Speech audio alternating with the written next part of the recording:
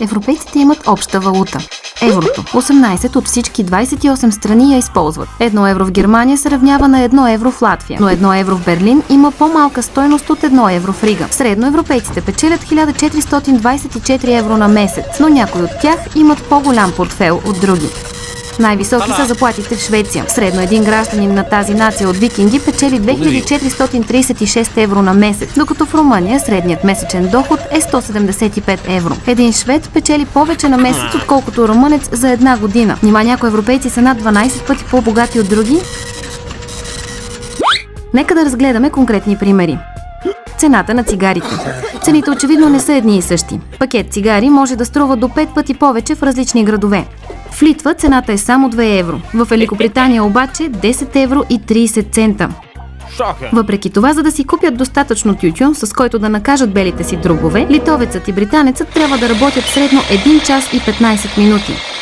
Така че в действителност литовецът и британецът имат една и съща покупателна способност за някои продукти, като цигарите. Ето и друг пример. Цените на бензина. Те също варират в целия континент. Да разгледаме цената на пълен 50 литров резервоар с безоловно гориво. Такъв резервоар в София ще струва 58 евро и 50 цента, но в Рим цели 88 евро и 50. Българите изглеждат късметлии и сега ни става ясно защо италианците предпочитат да карат скутери. Но за да успее да напълни догоре резервоара си, италианецът трябва да работи 13 часа, а българинът 65. Този път разликата в покупателната способност е поразителна. А какво да кажем за халба хубава бира?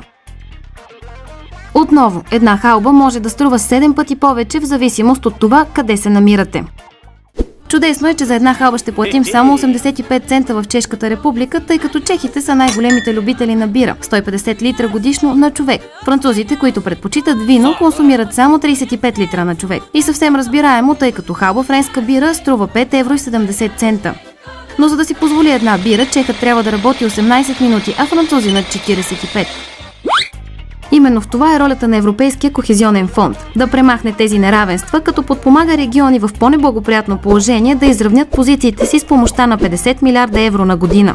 Вътрешният пазар също допринася за елиминиране на различията чрез улесняване на движението и обмена.